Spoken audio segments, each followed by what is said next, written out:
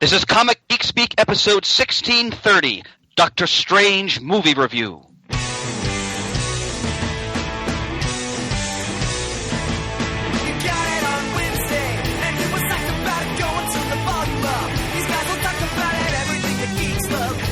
Laser beams, opinions like the seasons on everything you read in comics, movies, games, toys, artists, Comic Geek Speak, Comic Geek Speak, Comic Geek Speak, Comic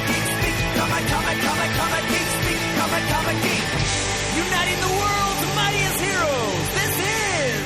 I'm Adam Murdo. I'm Shane Kelly. I'm Chris Epperly. And I'm Danny O'Brien.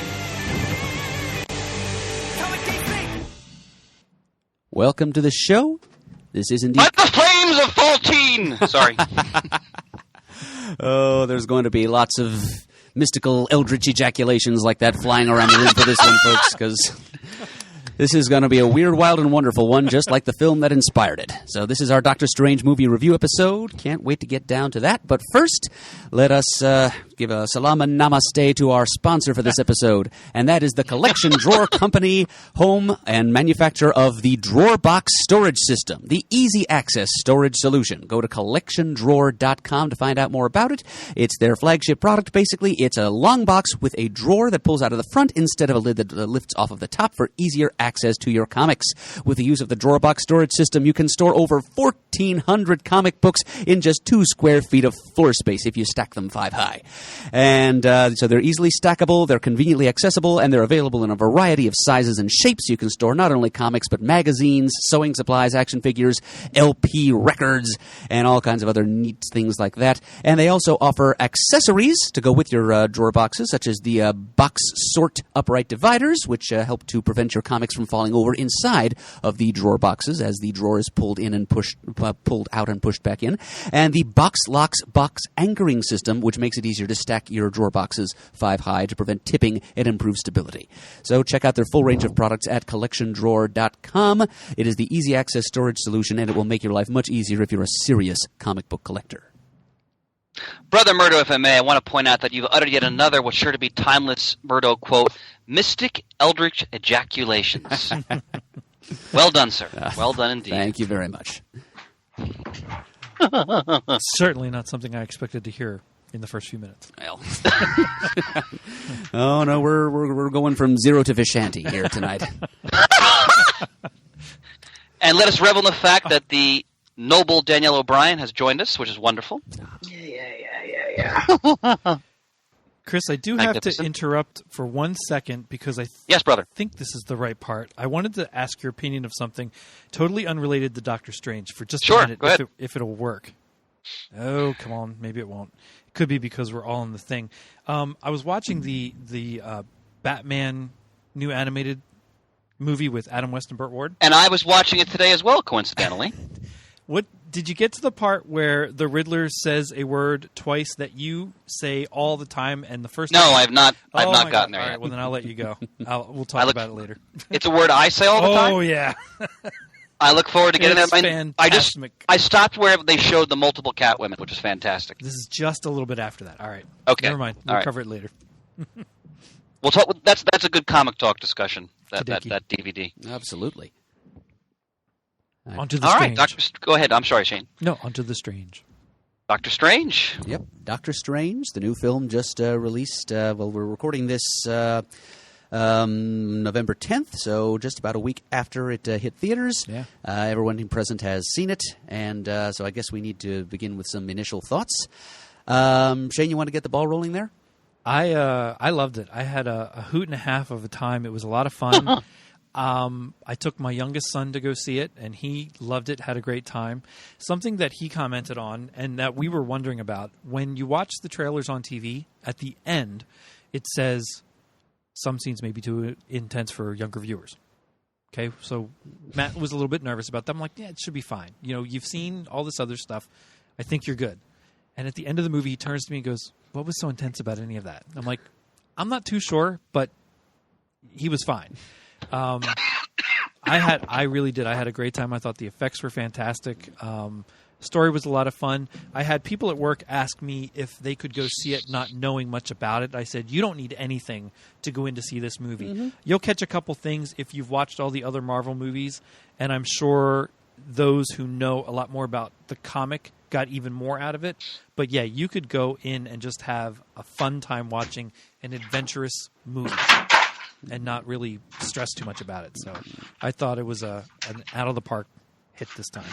Yeah, well, they needed to make it like ground floor accessible for Yeah. people, because this is not one of Marvel's better known characters No, beyond no. comic book fan circles. So, yeah, it was kind of the burden was on them to do that. So, hence another origin story movie. Which, And I thought they did brilliantly tying it into the larger Marvel universe, even though it was just a couple snippets of that thrown in. it was a little cameo by the Avengers Tower in the background Yeah. here, and Just really, really great job. yeah, it was. Yeah, this was a true trip for me. And it's, I mean, you know, I'm kind of fond of light psychedelia, especially the kind that doesn't involve any actual substances. But this movie, we were just saying before we got on mic here that Danny said that she could not imagine this movie on drugs because it's trippy enough just as it is. But man, what a true feast for the senses, though. I really, really enjoyed watching this movie. I mean, it's. The visuals, of course. I might as well just begin there because they were so next level. My goodness, yeah. just eye-popping, mind-bending, sanity-spiraling visuals. I mean, especially the ones that took place in the mirror dimension, where they start replicating and bending Distorting buildings a little around. bit, And then there was a lot of grumbling before the movie was even released about how the effects looked to be kind of like an Inception ripoff. Well, it's undeniable that there is a certain debt owed to Inception for the basic idea behind some of the things that they did visually, especially in those mirror dimension scenes. But they took that ball and just ran a long, long way with it. I mean, this is really it transcends it's the next evolutionary step beyond what Inception began, and the visuals were fantastic and colorful, and you could see the Ditko influence here and there. Yeah, there's a certain, especially the dark dimension you could see. It looked very much the way old Steve the Dean Ditko conceived it. I liked the costume and prop designs, again, many of which harken back to the comics. There was a cameo by the Wand of Watum. Wand was actually wielding the Wand of Watum, one of the ancient fate arcana that he's always talking about or swearing by or trying to get away from the bad guys. It was in there. There were a few Easter eggs like that. The story was light and quick. I mean, if you stop and think too hard about it, the story was actually a little bit thin. But in the moment, that doesn't bother you in the least because you're too busy, just visually goggling enjoying and gaping and gawping at the screen. All the beautiful things going on up there. Lots of Easter eggs for the fans of the character and of Marvel, the Marvel universe in general. It's light. There's a good amount of humor. Completely enjoyable. It may be my new favorite solo Marvel single character franchise. Yeah, it's right up there with Ant-Man for me. Danielle, what are your initial thoughts? I thought it was fun. I think the plot was definitely really kind of thin, but when you were in the theater, you really didn't care because it was just a lot of fun. The visuals, I mean, when we got out of the movie, I said, thank goodness for Inception. I didn't think it was a ripoff. I think it just took what Inception did and just went the next level with it. Exactly. Thank you for that influence because I feel like because of Inception, you then were able to have that Doctor Strange movie and those effects. And they were insane. And I don't know who saw it in 3D, but I can't imagine that movie in 3D. There were parts where it actually made me nauseous. I've heard. I have this weird visual thing that screws me up, but there were parts where I was like, no, I can't watch anymore. But I've heard people that did see it in 3D really enjoyed it. It wasn't the good old-fashioned, let's throw one or two things at you and make you try and jump 3D. It was actually purposeful between the way the alternate universes and the spells were being cast. Yeah, I can imagine that it was very layered, but I hate 3D with a passion, so that was a no-go for me. But I do love, it was visually stunning. I mean, it was absolutely the way they did everything, the way you saw, the way the magic was portrayed, it was beautiful. It should win all the awards. Those visual people, the visual FX people, like in the Mirror universe, it hurt me to understand how they did those effects. Yeah. Just watching the buildings move, and if you ever played the game Monument Valley, it's an iPhone game. It's very similar in concept. You move these things, but we're watching it. I just turned to Bill and I went, "It's like playing Monument Valley. This hurts my head." But I thought it was really good. It's probably not my favorite Marvel movie, but it was definitely fun. I might put it on in the background again. I reveled in every moment of this film. I've always loved Doctor Strange, his world, the character. Murdo and I did a pretty lengthy spotlight on the character last year.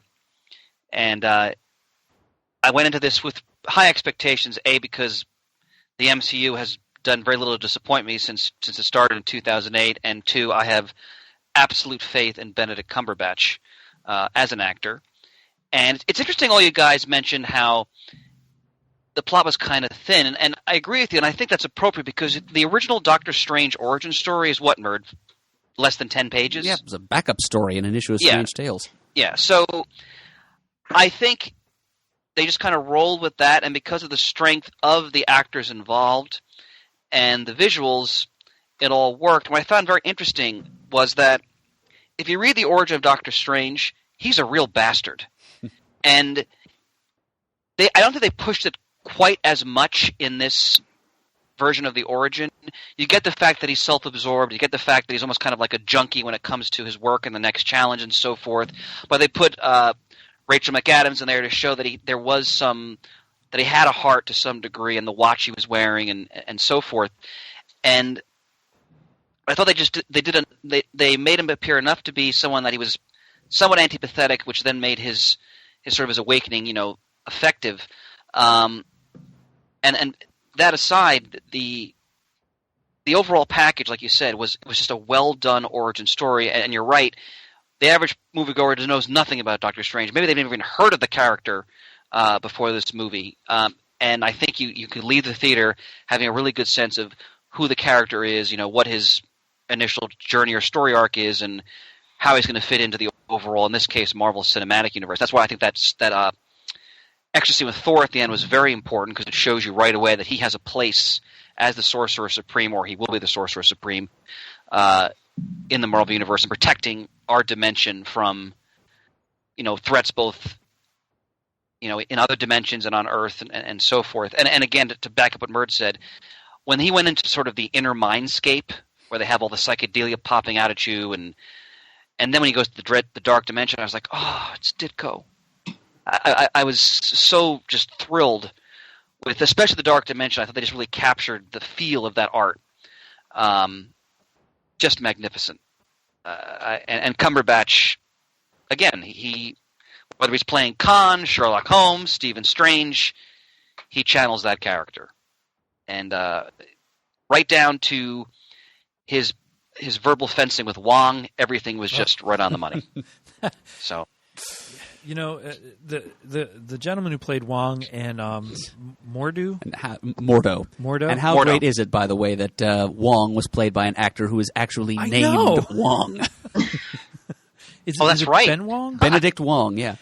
The two of them were also in The Martian, and I loved their characters in The Martian movie unto itself.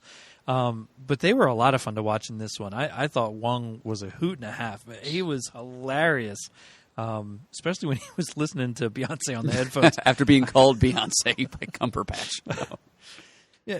Well, what I found was interesting was that if you look at the end credits, they list the pantheon of creative icons have all added to the Doctor Strange mythos in the comics, and the last person listed was Brian K. Vaughan, obviously a reference to Doctor Strange the Oath, and I really think the dynamic they established between Strange and Wong really comes out of Doctor Strange the Oath, because the humor, the sarcasm, that sort of that it's not a love-hate relationship, but it's a barbed love, and they really started to establish it there, and that comes right out of the Oath. So I'm glad they had Vaughn on that list. Sorry, Mert, I cut you off there. I apologize. No, I was cutting Shane off, and then no, fine. I really did think he was such an ass in the beginning. He was just almost hateful. That was entirely the idea, Shane. It was crazy.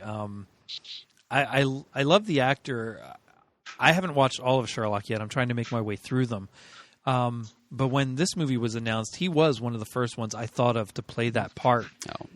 He looks the part. He really does. So much, head to toe. His American accent is not the best I've ever heard from a British actor, but you sort of get used to it as the movie goes on, and it doesn't bother you after a while. He sounds like Hugh Laurie on House. I was about to say, sounded just like Hugh Laurie. Yeah, I just heard you and I went, it's Hugh Laurie. Now, some of that, I wish they would have let him have his natural British accent, because for all the little subtle things that they change in the Marvel movies to suit their own needs, it wouldn't be unheard of in this day and age to have an English doctor living in New York working, and I don't think many people would have blinked an eye at it. No, they wouldn't have. For him, especially. But it is what it is, and it still sounded okay. And like Danielle said, you get used to it, not too far off into the movie. I thought those early scenes... Well, yeah, you're right. He absolutely is an ass. Oh. Although even in the beginning, you can tell that there's some concern for human well-being in him, even if it does tend to get buried under an avalanche of arrogance most of the time. But yeah, I liked those early scenes because they were very well paced. Mm-hmm. I thought that the movie didn't... I thought things started to get a little bogged down once we got to Camartage, but the early sequence where we establish his character and his life as a hotshot surgeon in New York, and then his accident and his fall from grace and his desperate grasping search for a cure, I thought that was all paced very well, or very brisk. It gave us just enough, like exactly the right amount of portrayal of his life pre-accident and pre-sorcery to sort of ground us. And I especially liked the bit where he's being challenged by one of his assistants to name the title artist and year of release of 70s musical classics, because I, ladies and gentlemen, have been known to stand around my apartment and play that very same game with myself, watching the Music Choice music channels on my Comcast. Fabulous. Fabulous. And, I also think the song that they first play when you meet him was just perfect. Oh, Shining Star? Yeah. Because it just seemed like an arrogant choice. Yeah. It's just like a good, that's exactly what he thinks of himself. Mm-hmm. Yes. Good point. The only thing I'm sorry, Shane, go ahead. The only thing I missed from the beginning, and maybe I missed it just in my awe of watching all the visual things going on, was from the time we see him in the beginning operating and then getting into the car accident until he finds Camartage, I don't know that I realized how much time passed. Because, that takes a long time to heal your hands, even as much as they did. The therapy, the operations. I'm thinking we're talking year or two. Well, he mentions at one point that he had basically spent his last dollars to get to Nepal. Right. So you have to assume, and obviously he was a wealthy man with the kind of apartment he had in Manhattan. So I agree that it was probably over a period of years until he got there, essentially. One thing I liked, that I thought was a great change, because they always have to tweak things when they put them in a different media format. Sure. In the comic, he hears about the Ancient One like he's on the docks, and he hears about it from these shady roustabouts, dwelling on the docks. That really, and it had the real Ditko feel to it, the cigarette hanging from the lip and so forth. I don't think that would have worked here. So I thought it was a very clever way they had him find out about the Ancient One, in that he's challenged by this therapist, and he gives them information about this patient, this miraculous recovery from, I think it was a spinal injury, and played by Benjamin Bratt, and then they tie it in that way and give that a mystical element, and I thought that was very interesting. I thought it was a good way to sort of update that element of the origin. What did you guys think about that? Yeah, I think so. It made sense. I don't really know much about the origin. I just know he got into a car accident, hands went kablooey. That's about all I know. But that did make sense. Yeah. Yep, I was wondering going into how he was going to catch wind of this mysterious Himalayan miracle healer, and the way it went down, I totally bought it. Yeah, I did too, and it still wasn't like he went and found someone of his quote same stature. This guy was playing basketball in like a rough looking neighborhood, and just. I liked how he explained he could have learned more, but he didn't want to. He wanted to come back to his life, and that's all he wanted. He made that choice. And that's fine. It made sense for his character. And again, it was a great way for him to be so arrogant to everyone, including the therapist trying to help him, and having someone be able to thumb their nose at him saying, see, I told you, you're not all you think you are. Go find this guy. And he had to go crawling, basically, to a guy whom he refused help. Absolutely. That was a great part, too. I forgot about that. That was an excellent part, that this guy then took pity on him, in essence, to say how he healed himself, when he could have just done the same thing that Stephen did to him and, go piss off. I'm not going to help you. But then there wouldn't have been a movie. No, there wouldn't have been. Huh. When Baron Mordo first appeared, I whispered to Jun, that's going to be one of his greatest enemies. And I was interested to see how they were going to start to set that up, because I figured they had to before the movie was over. And I liked how they made it sort of a crisis of faith for Mordo. Whereas in the comic, he's from the beginning, he's a disciple of the Ancient One, but he's always has these ulterior motives. Whereas here, he's such a true believer, and he's so crushed at the end by the Ancient One's deception, sort of for the greater good, and that kind of turns to this path where, when it happens in that last teaser scene, when he goes back to Benjamin Bratt and takes his magic away from him, and they're setting up how Mordo feels so betrayed by this order that he had been partly dedicated his life to, and now he's going to retaliate by, essentially trying to strip the world of much of its sorcery. So that sets up, I think, a great future conflict between him and Strange. Well, and the betrayal from the Ancient One in his mind went even further when Stephen made the bargain with what was the big baddie's name? Oh, Dormammu. Dormammu, yeah. And came back and he said, "But you broke our law." I mean, his crisis of faith went far beyond just the Ancient One. It went to anyone who had just saved the universe. I mean, it probably extended to Wong, to anyone where now this affects everything. And probably, he's out. I mean, complete reversal in a very short time. And it started with the Ancient One, but it really got cemented with what Stephen Strange had to do. Good point, Shane. And I'm going to butcher the name. Forgive me. Chiwetel Ejiofor. I mispronounced it, I'm sure. You got the first name right. All right. My apologies, but he's a fantastic actor. I mean, you may remember him from Serenity, for example, when he played the assassin.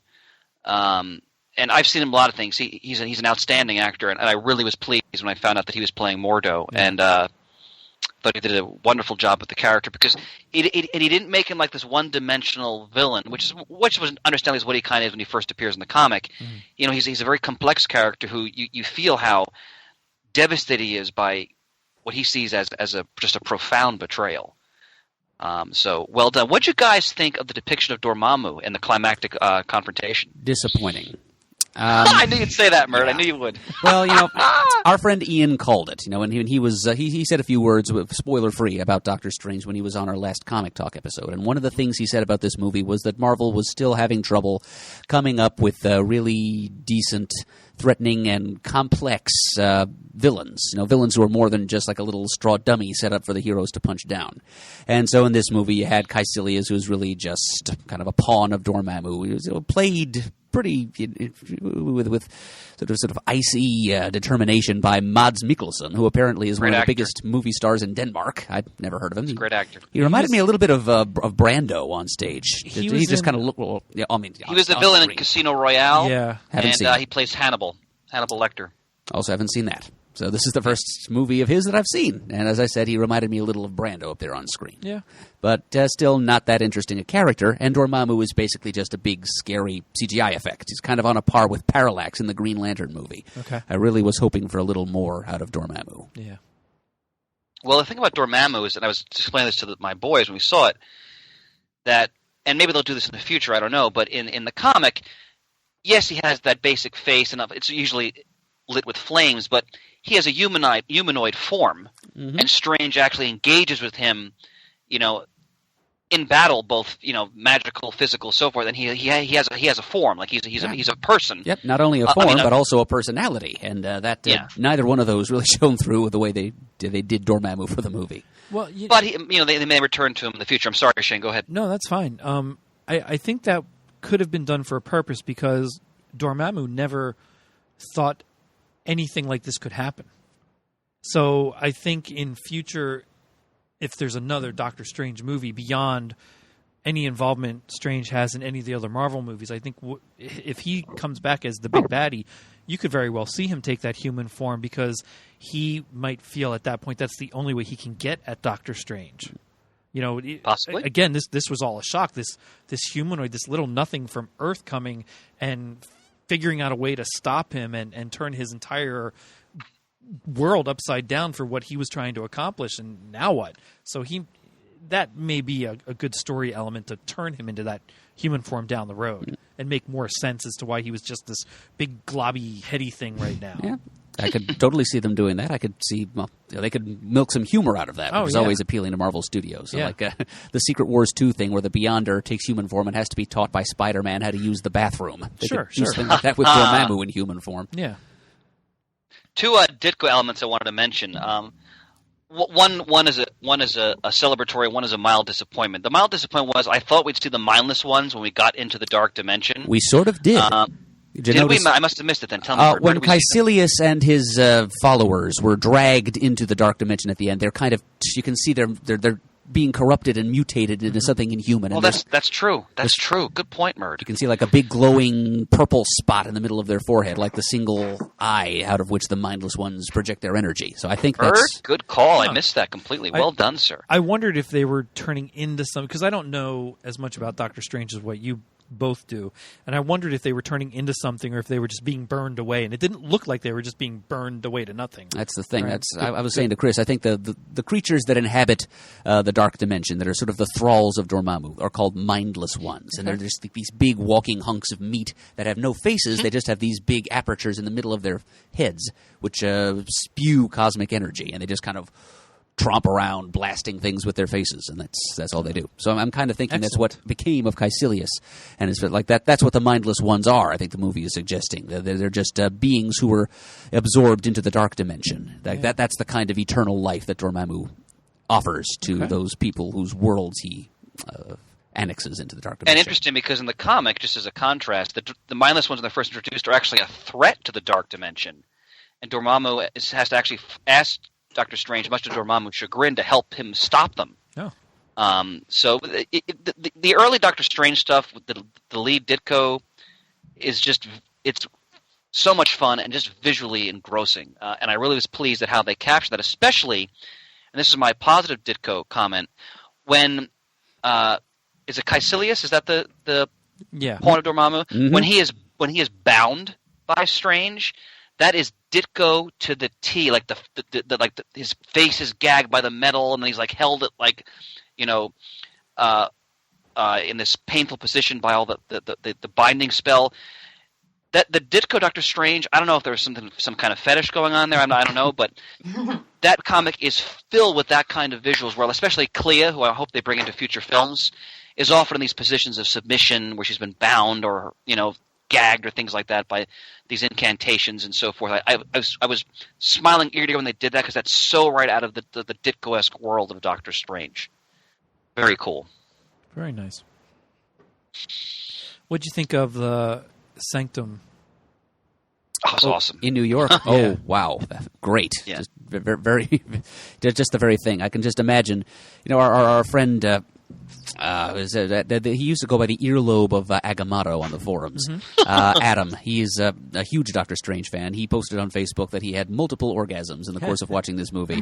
When he saw that the placard outside that read 177A Bleecker Street, that was probably one of them. They got the address right. They got the big picture window with the symbol. I always call it the Anomaly Rue, because David Quinn, during his 90s run on the character, gave it that name. The other writers may call it something else, but to me it's always going to be the Anomaly Rue. There's just the giant window facing out onto the street. With the symbol going through it. That's the seal of Ashanti, isn't it, Murd? The symbol? I honestly don't know. That the Anomaly Rue is the only name I've ever known for it. But yeah, all the cases with all the different artifacts in them, the cloak of levitation. That's something to slow down and try to pick out what's all in those cases. Yeah, the furnishings. I mean, eventually we'll see his study where he's floating there in midair reading books while consulting the orb of Agamotto. I'm sure, but yeah, I liked the design of that. I liked the design of just about every physical object in the place. And I also, just to piggyback on that right to a different topic, I love the music in this movie. Oh, The score music by was Michael fabulous. Giacchino. It's great. He splices in some Eastern influences for the Nepal sequences, Yeah. and here and there, what I appreciated most, a random harpsichord riff. Mm-hmm. It's kind of bespeaks the sort of quiet gentility of Doctor Strange's life in Greenwich Village, but also it's kind of a nod to the psychedelic '60s of which the music of which was characterized by harpsichords, among other things, and so Sure. this is a nod to the era that birthed Doctor Strange as a character. My younger Sorry, Shane. Go my ahead. younger son had a little bit of a problem with the music in that I think he expected more of the Guardians of the Galaxy kind because of what started in Doctor Strange. With Oh, him. right, with the Earth, Wind, and Fire and Chuck Yeah. Mangione. Yeah. And he said, "Well, what's with the music? It's a little weird." I'm like, "Well, it's not weird. It's very appropriate for the story they're telling and where they are." So we have to revisit that a little bit to I don't want to sound condescending, but educate him a little bit on why they were doing the way they were. He's like 15 years old, so yeah, he still does need to be educated. Yeah, so no condescension applies here. You're his father. You got to teach him this stuff. I was very happy with it. And speaking of the Cloak of Levitation, I love how they gave it a personality, Yeah, which was immensely entertaining. It looked great. I like how they did his costume because I knew they weren't going to go with the straight sort of like the leggings that are almost like tights and all that, but it had the feel of the Doctor Strange costume or uniform. It looked great. It had a bit of an Eastern influence to it. The boots, the belts, the cloak looked perfect.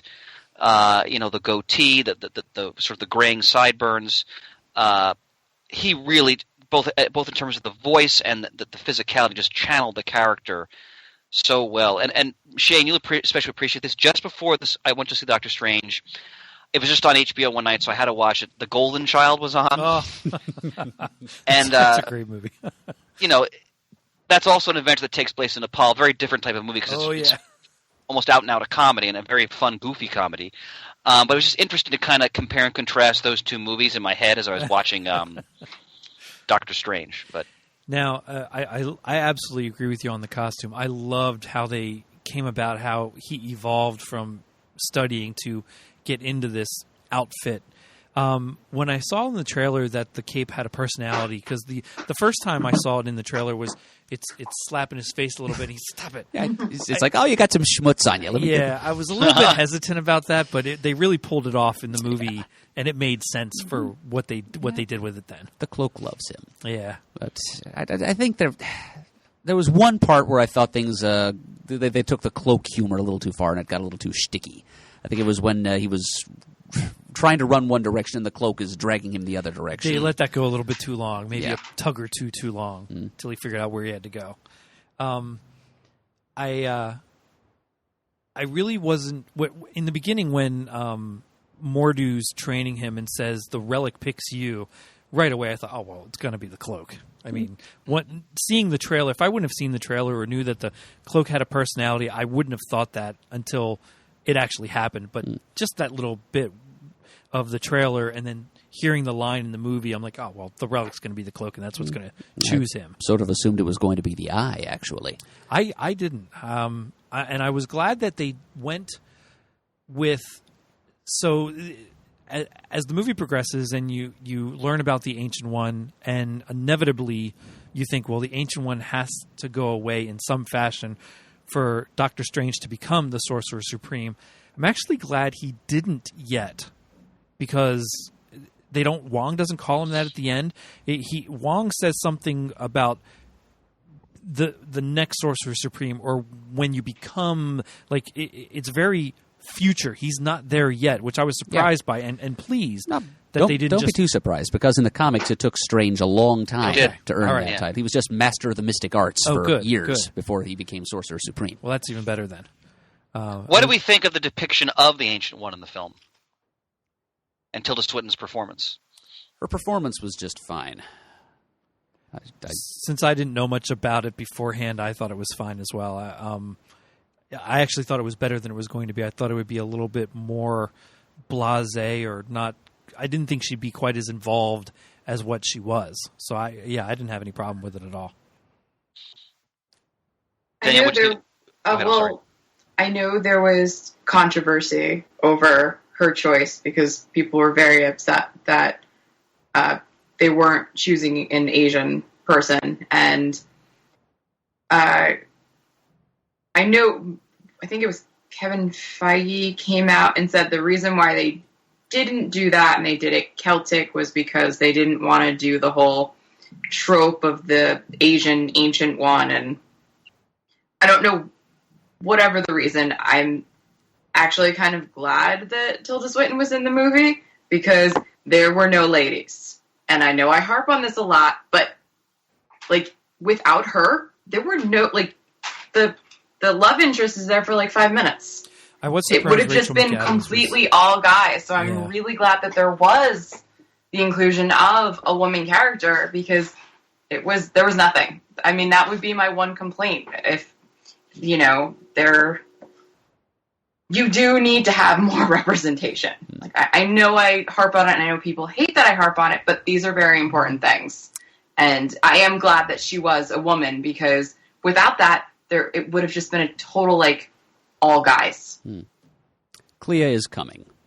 I'm convinced Chris is right. We will almost certainly see Clea in the next Doctor Strange movie. I hope so. She's one of my favorite female characters in the Marvel Universe. And that's good because you do need another, because you killed off the Ancient One, you do need another female character and someone who's not a love interest, or at least not the nurse, or she was a doctor, right? She was, yes. Yeah, because I think they were thinking she might be night nurse, or in the comics she's night nurse, right?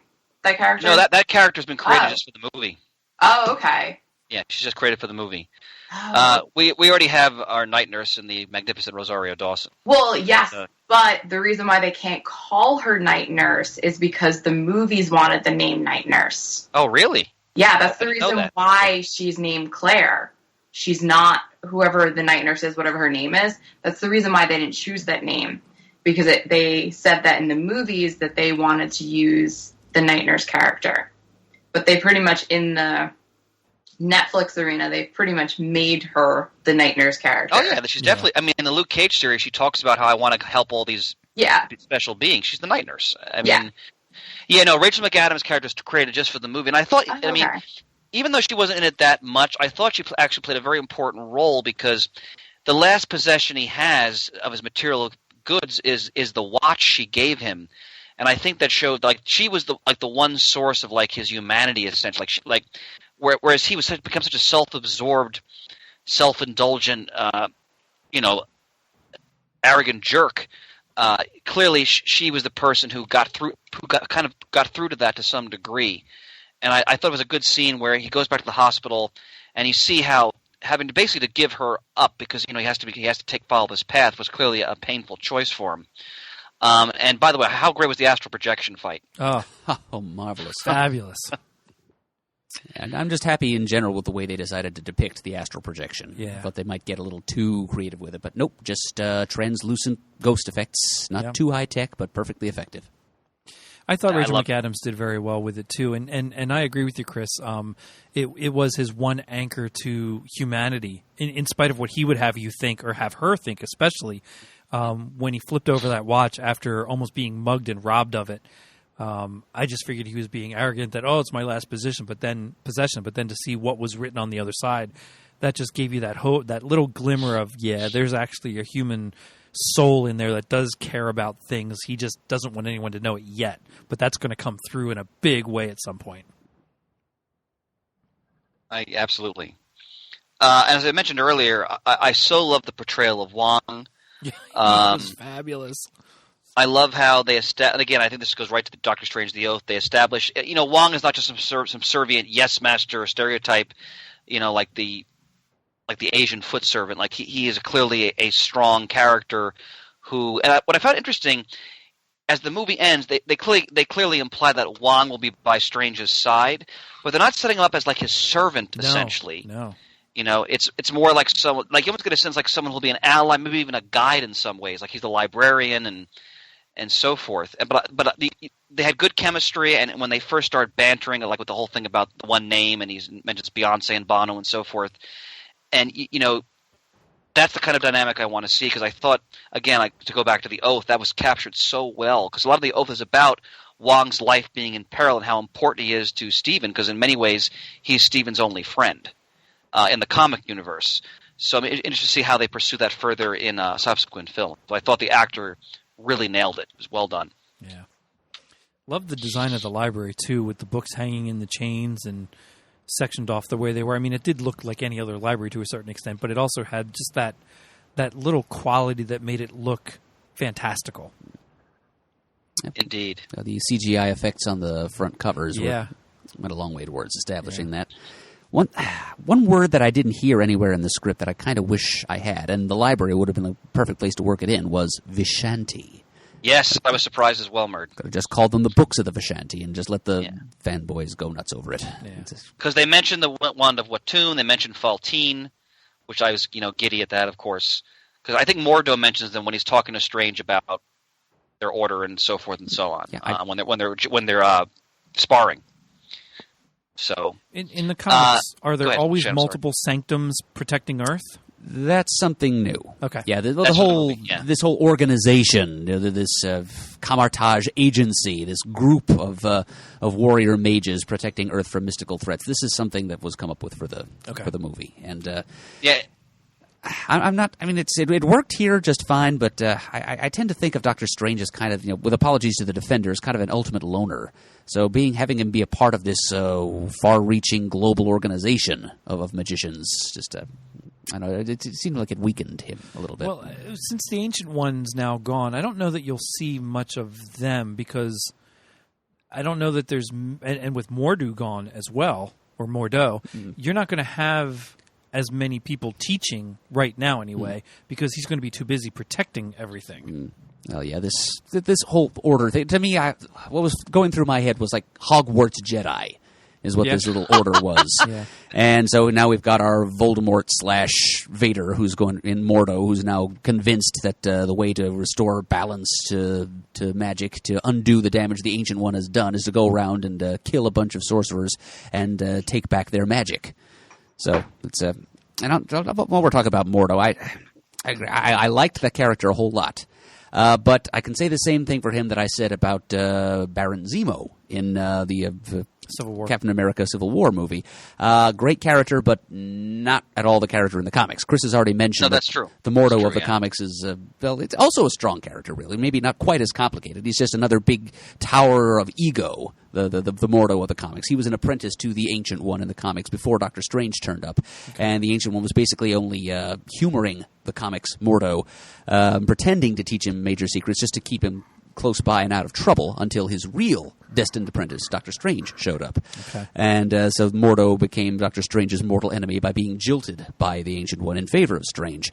And so this Mordo is more complicated, and as Chris said before about him, the crisis of faith angle is a much more interesting motivation, but there's something to be said for the comics. Mordo is a nice, simple, straightforward, melodramatic villain.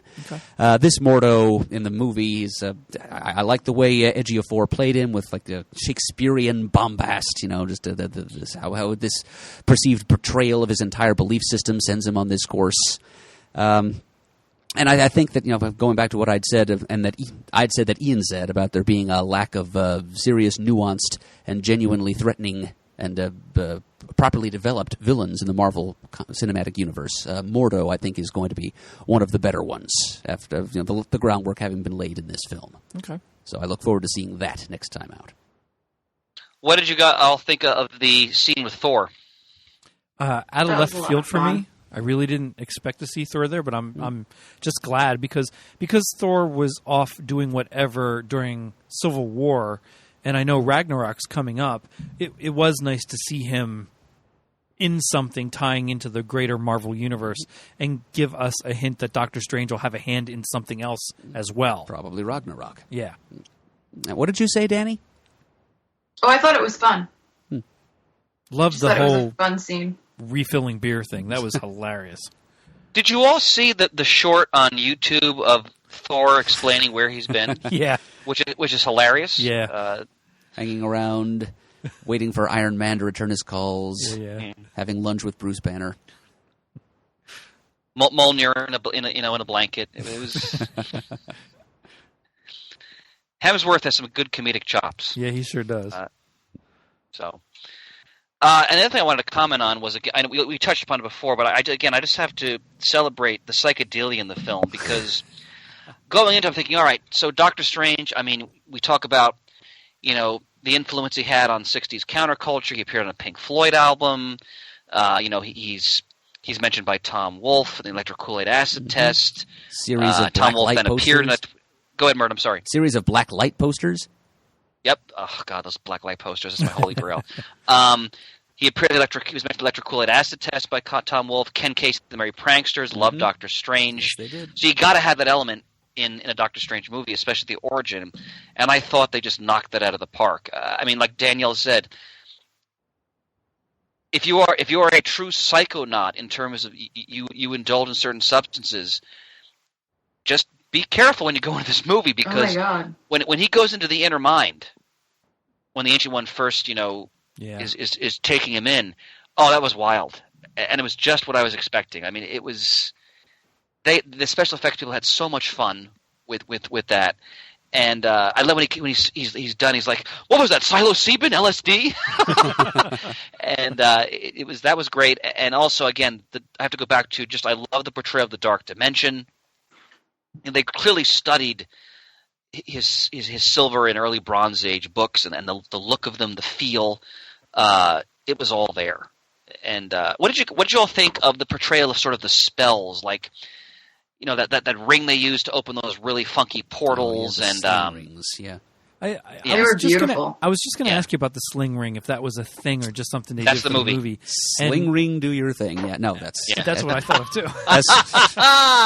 As Chris said, that's something they made up for the movie. That was a lot of fun, and I thought a very interesting way to do it, because it also, while they are dealing in mystical arts and magic and somewhat all powerful as they would progress in learning spells, having that ring to traverse between dimensions, portals, areas, whatever it is, it still limits them if they can't find it or use it, if someone takes it from them. So I think it's good to have limitations on some of that stuff. Otherwise, they just become too powerful and too easily moved around. So this really gave a convenient but memorable plot point when you have magical objects and relics that you use. This kind of made sense to me, to have this ring thing that you could use to get between places, but if someone grabs it, you're kind of screwed.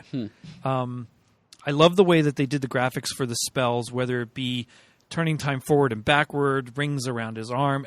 I like that effect. It almost looks like what would be in the Green Lantern comics with constructs to a certain extent, especially during like the Jeff Johns Green Lantern writing period, Ethan Van Sciver's art and stuff. I really enjoyed how they did it. I thought they did it very well.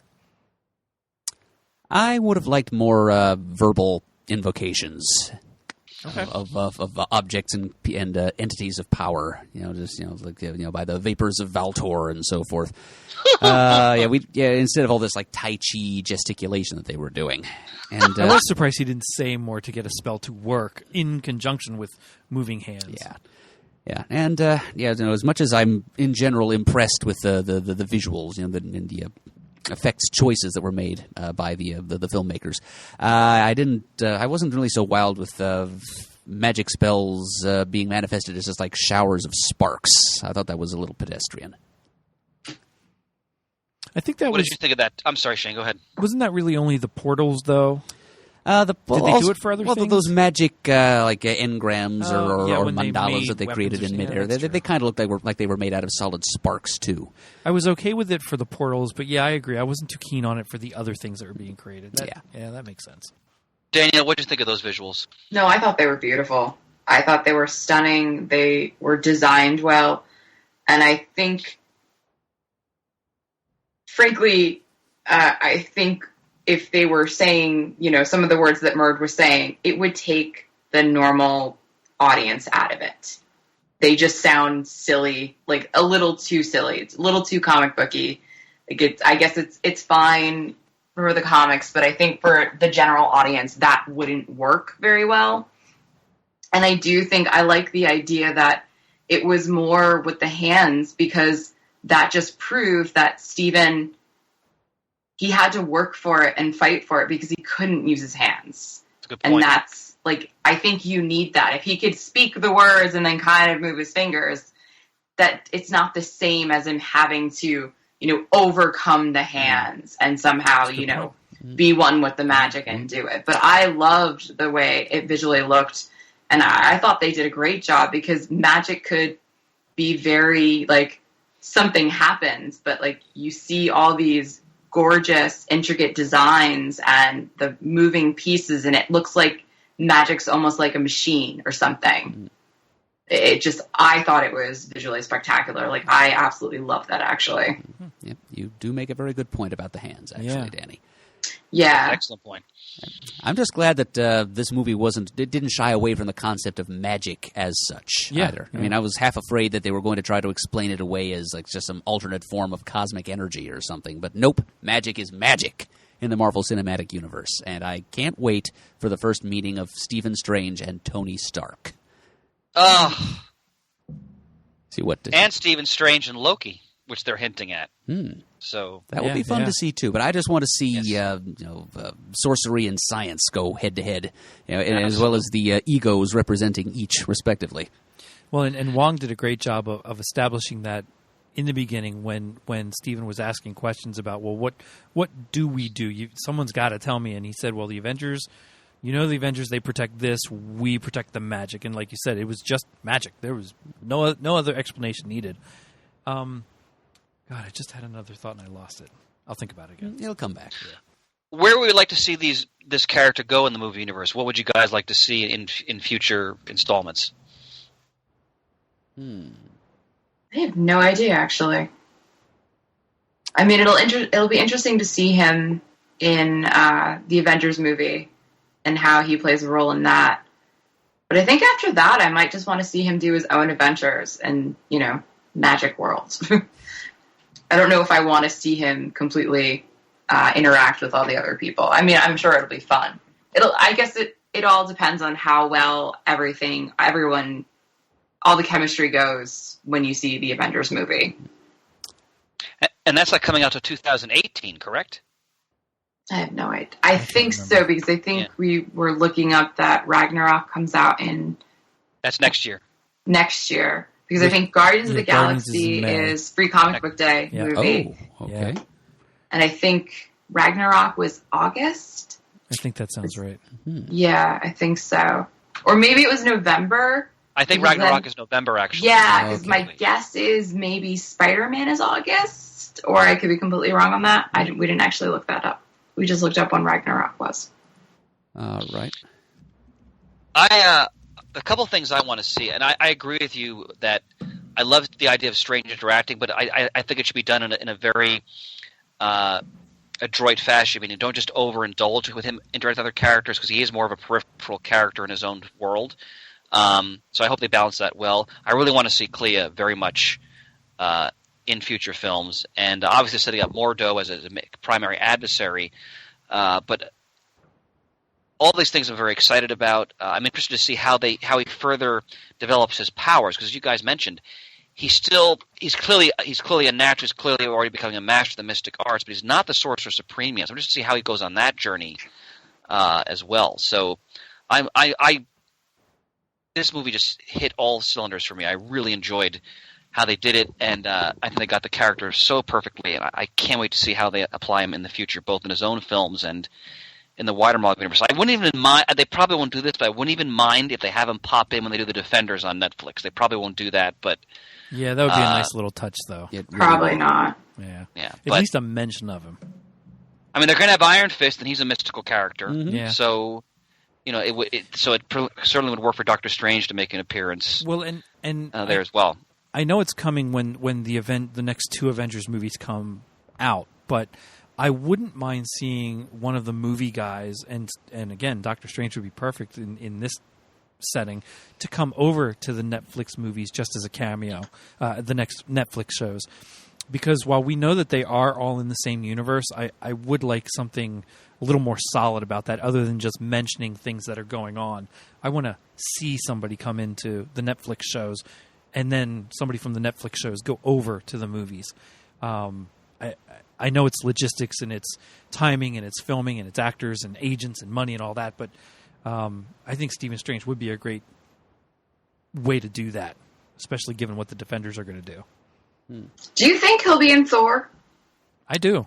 Yep. They're hinting at that, yeah. Yeah, they're hinting at it, but I was like, is he going to be in Thor? Like, is he going to be a major character in Thor? I don't think he'll be major. I think Bruce Banner and the Hulk will have a much bigger role in Thor Ragnarok than what Doctor Strange does, but I do think he will be there.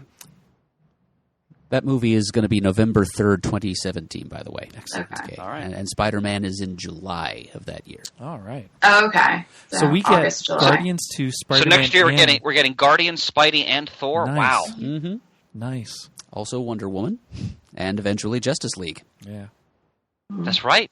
It's a great year. Sorry, I was thinking just Marvel. My apologies, but wow, Shane, I echo your sentiments about the TV universe because they do take pains to remind you everything's one universe, which is appropriate for Marvel because that was how it was from the very beginning and why it was so special. Mm-hmm. But I hope we get to a point where they can do that crossover, and we have to imagine that the events of the two Avengers films are going to be so cataclysmic because you're talking Thanos. And so huge that they may feel that they can sort of bring some of those characters into it because that's probably going to affect everything. Yeah. So I hope they do. Even if it's done in battling Thanos and saying Thanos is this massive thing in New York that's rampaging and everyone's there. Even if it's just like a montage of seeing things happening in Hell's Kitchen with all these various Netflix characters. At the least, I'd be happy with that. Just something to tie them into the greater Marvel cinematic universe. That's very much in the Marvel tradition, because if you recall from the Dark Phoenix saga, as the Dark Phoenix is, approaching Earth, they show you quick panels of the Fantastic Four reacting, Spider-Man, the Avengers, so forth. And so you get that sense, again, this is all one universe. And I think they've done that so wonderfully. Oh, sure. With what in the films and the television shows. So I think I wouldn't be surprised if you do get your wish. And I know we've had Sif come on S.H.I.E.L.D. and Coulson started in the movies, and you're going to have the Agents of S.H.I.E.L.D. people in the Avengers movies. I get that there are some of that planned, but this whole Netflix thing also I think should be included at some point, whether it's sooner or later. I just hope that there's a plan for that. I can't see that there's not. They've done such a great job of working all this out so as it is.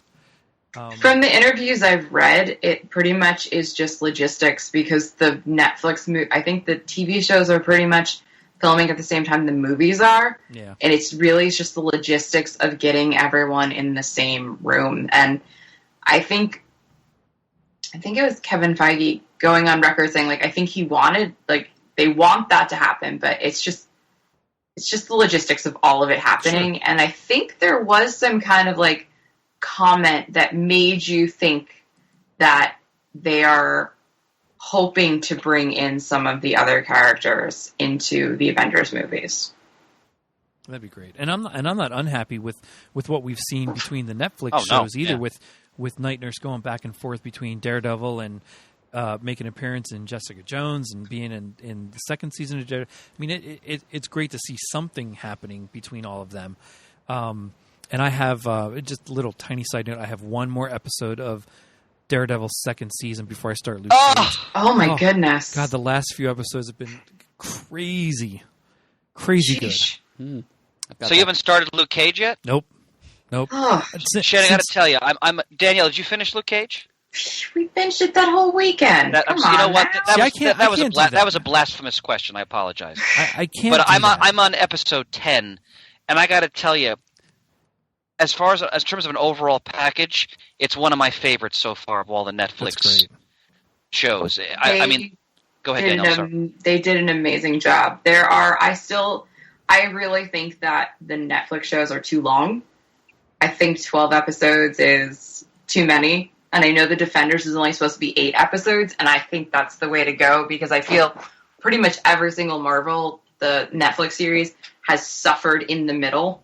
There's been 2 episodes that seem kind of, they probably could have cut this. I think it's... Yeah, I don't disagree with that. It's too much for 12 episodes. Yeah.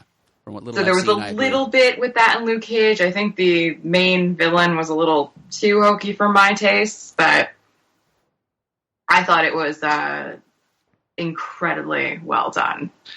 Murd, you especially, when you watch Luke Cage, when you get to it, even it's taking place obviously in the current time, but they really pay homage to his 1970s roots, not in a cheesy way. No, that was a great way. Yes, so I know what you're talking about, Danielle. Yes, Yeah. I wrote it for them. But also just the music, the feeling, the vibe of the show. They really are tipping the hat to the character's blaxploitation roots without being cheesy. Like there are scenes where I'm thinking, oh yeah, that's basically Shaft essentially, but updated in how they're presenting everything. And I'm completely riveted by that show. I'm looking forward to finishing up the last couple episodes. Now, talking about all these things and bringing things in and out of the grander Marvel cinematic and television universe, I was very pleased that, again, like we talked, they kept Doctor Strange very magical, mystic, separate from the mainstay Marvel universe. Even with just Wong mentioning in the beginning about the Avengers and seeing the little Avengers Tower in the background of one scene, and that's great. But boy, did they pull it together in the end to just give you that one little hook to tie it into all the other Marvel movies with the Eye of Agamotto. Agamotto. I didn't see that coming good point, Shane. Good at point. all. And when I was fine with them taking it off and not wanting to at first either, but deciding put it back where it belongs. And then when Wong said what he said about an Infinity Stone, I went nuts. Oh my god! Yeah, that's great. I do at times think it's too convenient that all the Infinity Stones are so conveniently placed in the movies, but And they're all pre-existing Marvel Universe artifacts for the most part. And yeah, as an Infinity wonk here, I prefer the Infinity Stones to be their own thing. Yeah, not just like separate the from- Cosmic Cube and the Eye of Agamotto and whatever else in disguise. But given how they've done it in the Marvel Universe, I wasn't unhappy with that. But I agree with that. I would have rather them completely been something else that they have to seek out, collect, or protect, whatever it is. Since they've done it the way they've done it, it was clever because, again, I didn't see it coming. Just never even entered my mind. So are we agreed that the Eye is most likely the time gem? Yeah, I would think so. Yeah, they got I the would colors assume wrong, so. but I don't think they've really been following the same scheme as No, the comics. no. Yeah, the green is supposed to equal soul, you see, in the comics. But here we've got this green thing glowing in the middle of the Eye of Agamotto, and it gives Doctor Strange the power to warp time to bargain with Dormammu. So yeah, it almost has to be the time gem. Yeah. Or time stone, excuse me. Do we have any closing thoughts before we give our ratings? I'd like to throw out what is to me an exciting Easter egg that I noticed. Go ahead. Please. The master of the Camartage Order, who was running the New York Sanctum and was killed by Caecilius and his men. According to IMDb, he was Daniel Drum. And Wow! he's been. Yeah, Shane doesn't know what we're talking No, about. But, that's fine. He's I'm happy dead to now, learn. so maybe his spirit will seek out his brother, psychologist Jericho Drum, possess him, and next thing you know, the MCU got Brother Voodoo. Get out. Maybe he'll show up in Well one of, done. He could be on one of the Netflix series. He could be on Agents of S.H.I.E.L.D. Who knows? Maybe this is actually going to happen. Nice. That's Good very cool. call, Murd. Oh, I got a chill just then. Now, did you have an oh, inkling fantastic. of that when it happened, or are you just idly searching? And They found mentioned his name after he was killed, but I couldn't. I don't think I missed that name. Oh, It was spoken with an accent, so it didn't register with me as Drum. it? Okay. But otherwise, I might have made the connection. But here in the credits, he's listed as Daniel Drum. Very cool. oh. Brother Voodoo, baby. I hope that's coming down the pike. Fantastic. Other closing thoughts? I'm just happily not disappointed yet in any of the Marvel cinematic or television efforts. I think they keep their heads about them. They do it with reverence to anything in the comics that they can, for my taste. The effects are just out of this world. The way they're weaving this world is beyond anything I ever could have imagined when Iron Man came out.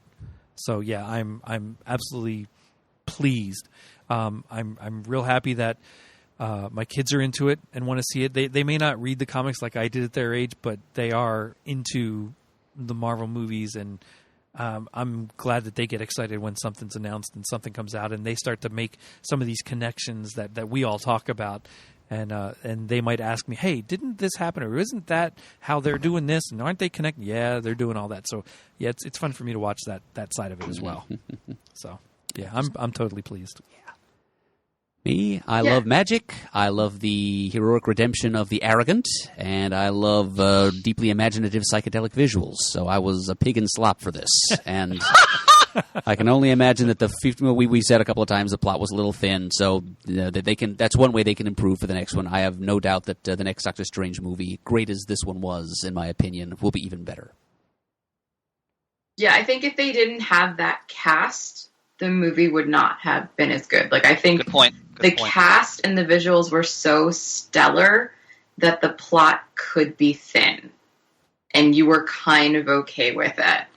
But it's kind of amazing that even though a lot of the Marvel movies still have like a very basic plot line that they kind of follow, each movie has a different feel to it. And they really do a very good job of choosing the right directors for these movies.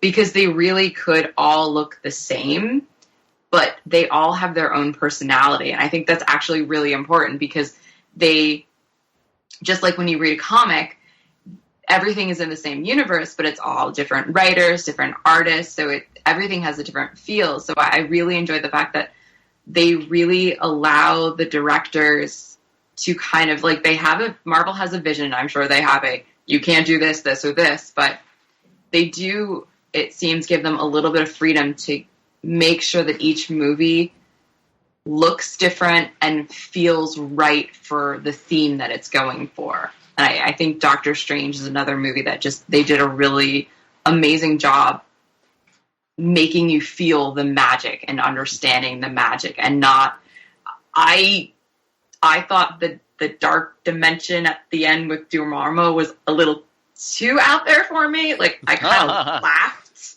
I was like, oh, isn't that adorable? That looks so stupid. But it really made me think of those fuzzy black light posters. That's all I could think of every time I saw that. But I mean, that means they did their job. I understand what they were going for, but to me, it actually almost took me out of it for a second. Because I was like, okay, this went a little too far out there for me. Like, it took me out of it. But then I was like, okay, I get what they're going for. I get with the neon colors and stuff. But overall, I think, it was a good movie and it was fun. I'll watch it again in the background. I echo all of your sentiments. And one of the comments I would make, I want to applaud Marvel I wish it was a little more prominent. They acknowledge in the credits. Obviously, they mentioned Lee and Ditko in the very beginning, as they should.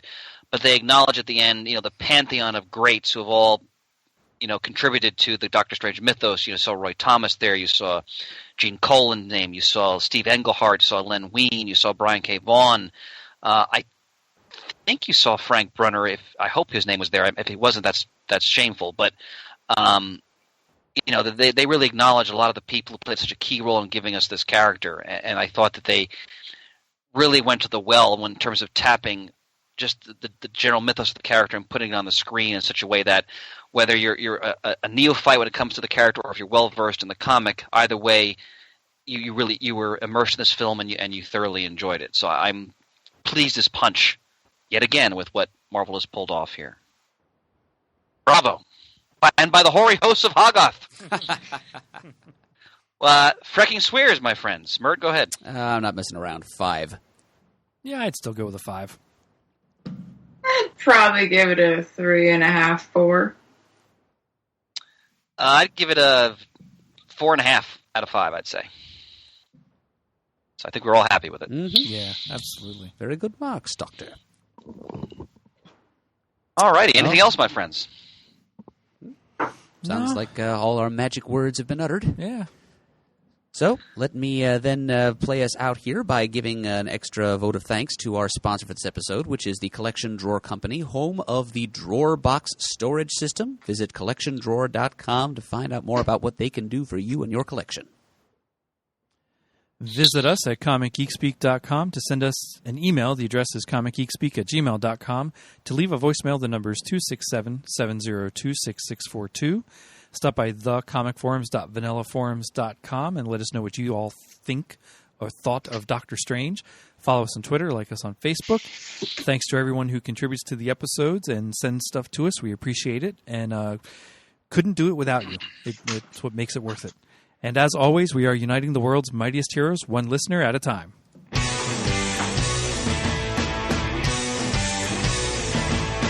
got it on Wednesday, and you was talking about it going to the volume up. These guys will talk about it, everything that geeks love. From case of laser beams, opinions like the seasons, and everything you read. And comics, movies, games, toys, artists, comic geeks speak, comic geeks speak, comic geeks speak, comic geeks speak, comic geeks. Uniting the world's mightiest heroes. This is